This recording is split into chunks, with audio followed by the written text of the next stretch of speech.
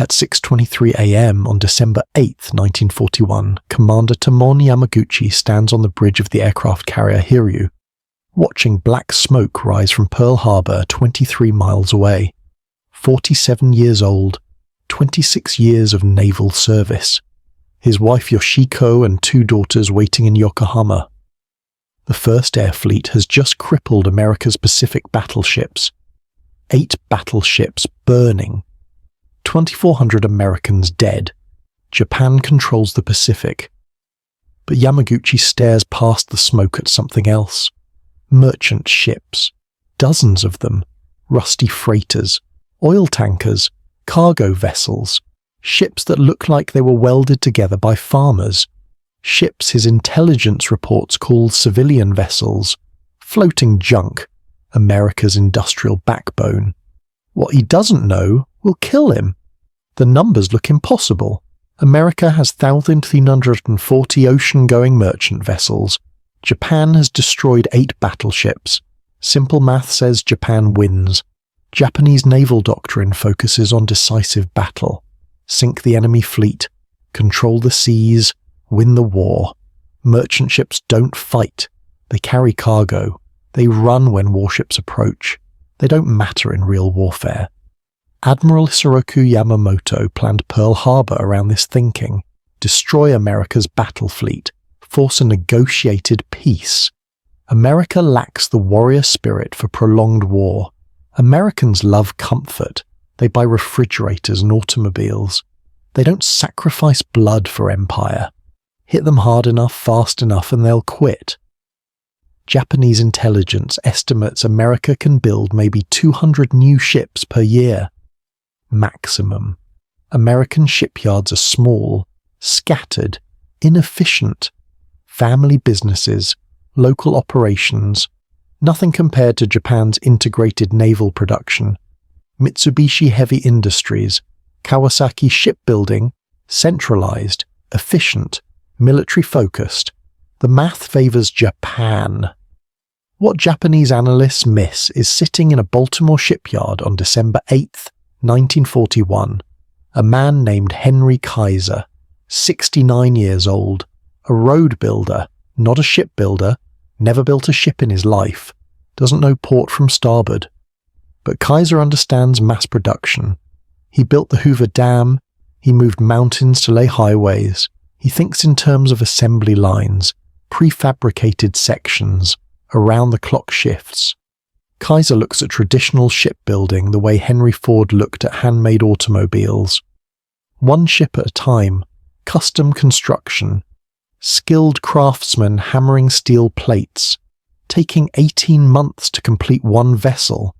Insanity. 3 days after Pearl Harbor, Kaiser meets with Maritime Commission officials in Washington.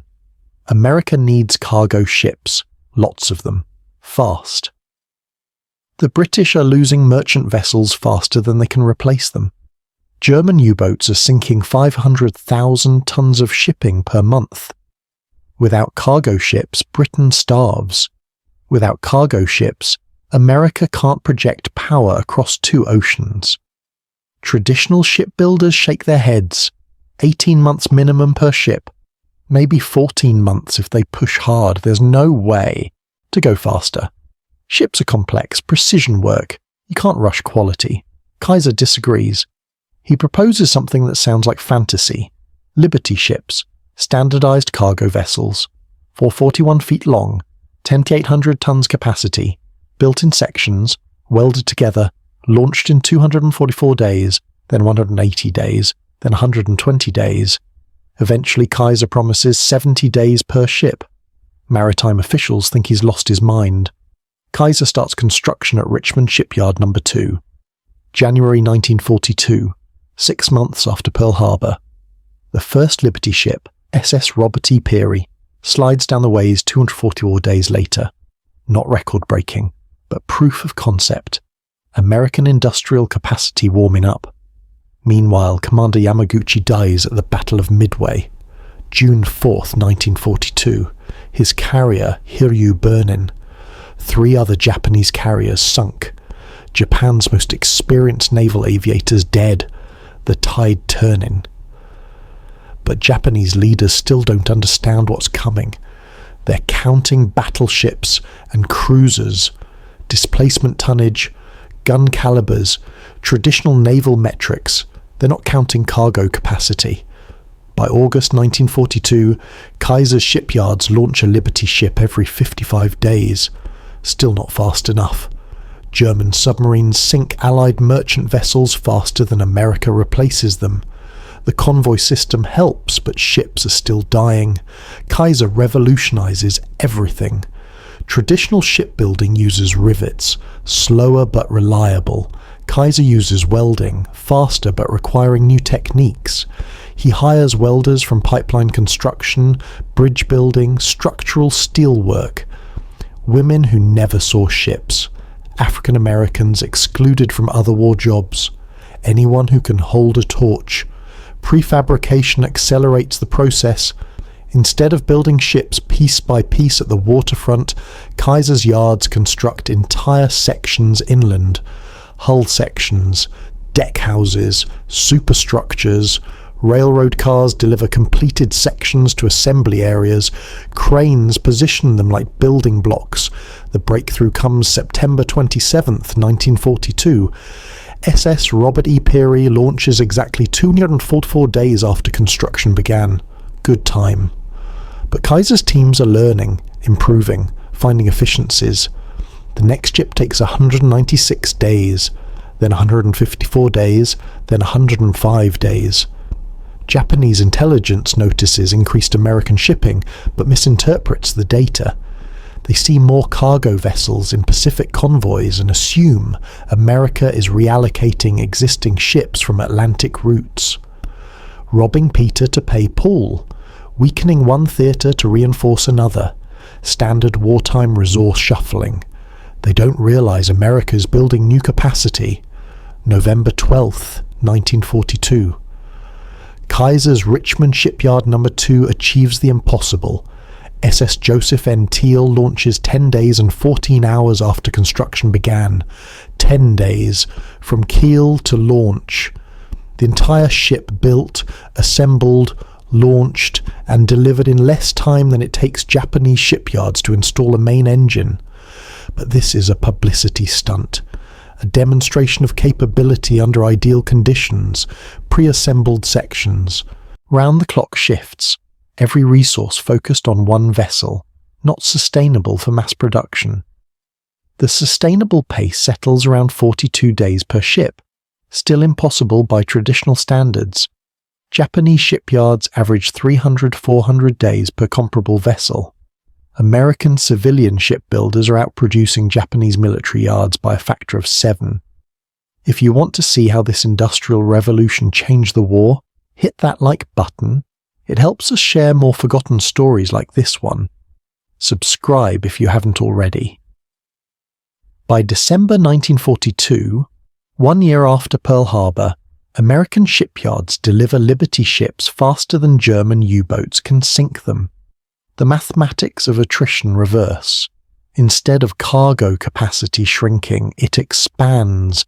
Allied shipping tonnage grows every month. Japanese naval commanders notice but misunderstand the implications. They see American merchant ships as targets of opportunity. Sink cargo vessels when possible, but focus on warships, carriers, battleships, cruisers, ships that fight back. The Warriors Code demands engaging worthy opponents, not hunting defenseless freighters. This thinking proves catastrophic. Every Liberty ship carries 10,800 tons of cargo, trucks, tanks, ammunition, food, fuel, aircraft engines, replacement parts, everything an army needs to fight 6,000 miles from home. Sinking one Liberty ship removes more American capability than sinking most destroyers. German U-boat commanders understand this equation. They hunt merchant ships relentlessly, sink the cargo capacity and armies starve. Simple economics. But Germany lacks the submarine production to match American shipbuilding. By 1943, America launches merchant vessels faster than all Axis submarines combined can sink them. The Pacific Theatre reveals the full scope of Japanese miscalculation. Every American offensive requires massive cargo lift. Guadalcanal consumes 47 shiploads of supplies per month. Tarawa needs 23 vessels. Saipan demands 78 cargo ships.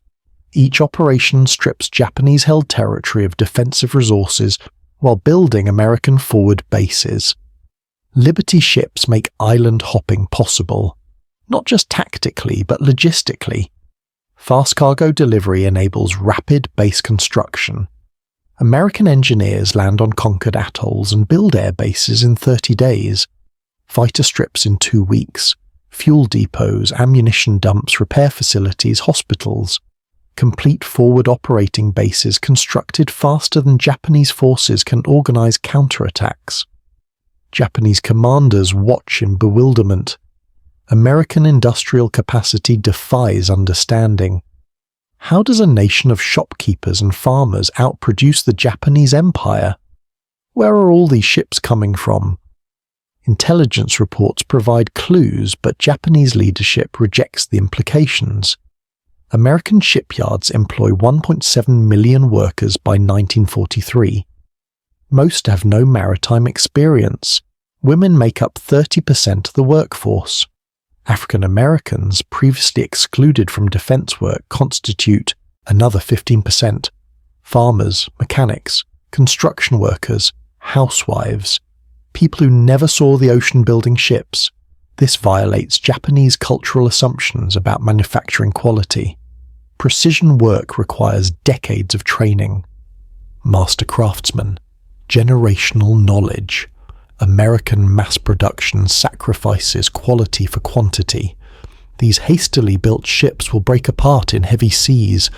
Their welded hulls will crack under stress. Their inexperienced crews will mishandle complex machinery. Some Liberty ships do crack. Hull fractures appear in cold North Atlantic waters. 12 vessels break in half completely. Others suffer serious structural damage. Japanese propaganda highlights these failures as proof of American industrial incompetence. But the numbers don't lie. America launches 2,751 Liberty ships during the war. 12 catastrophic failures represent a 0.4% loss rate. Japanese shipbuilding achieves better individual quality but produces 1/120th the volume. Perfect ships that don't exist can't carry cargo. Japanese strategic planning never adapts to American production reality. Even in 1944, with hundreds of Liberty ships visible in every Pacific theatre, Japanese estimates assume limited American merchant capacity. They plan defensive strategies around imagined supply constraints that don't exist.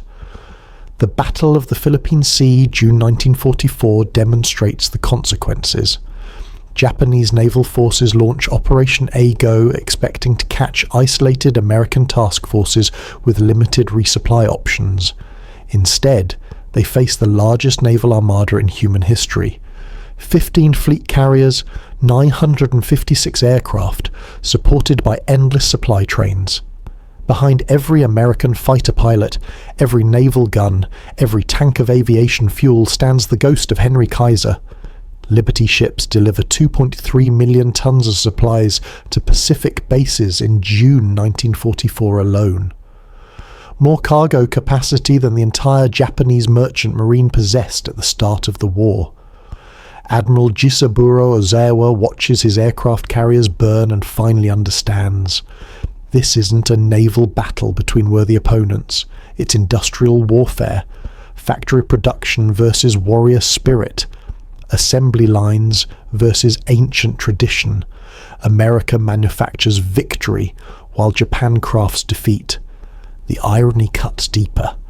Japanese leaders called American cargo ships civilian vessels because they looked simple, functional, utilitarian.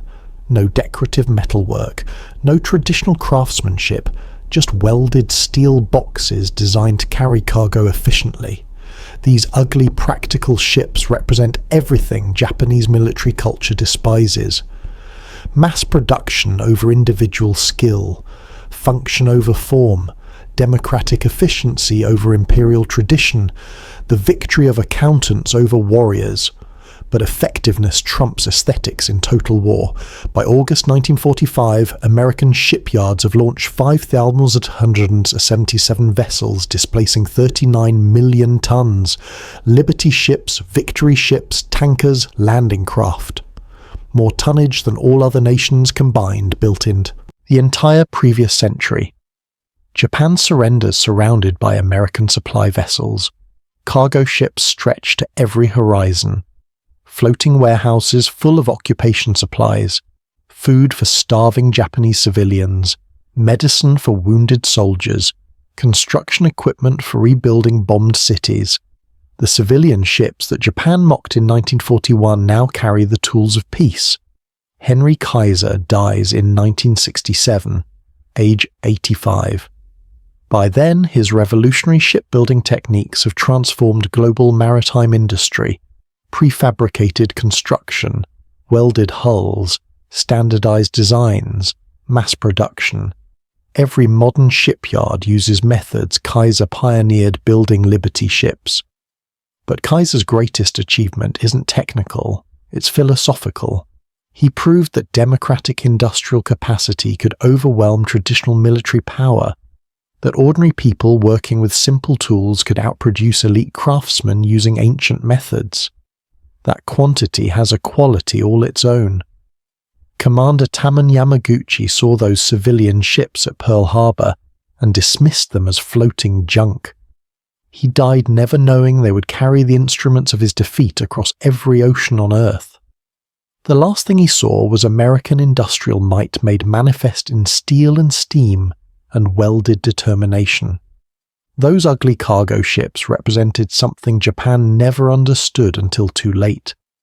America's secret weapon wasn't advanced technology or superior strategy. It was the revolutionary idea that ordinary people, properly organized, could accomplish impossible things. If this story moved you the way it moved us, do me a favor. Hit that like button. Every like tells YouTube to show this to more people. Hit subscribe and turn on notifications. We're rescuing forgotten stories from dusty archives every single day.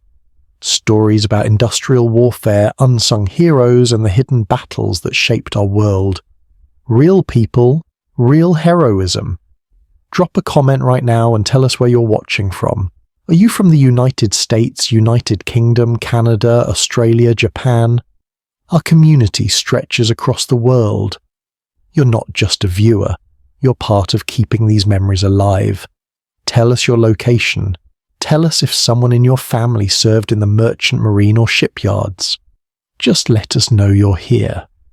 Thank you for watching, and thank you for making sure Henry Kaiser and the Liberty shipbuilders don't disappear into silence.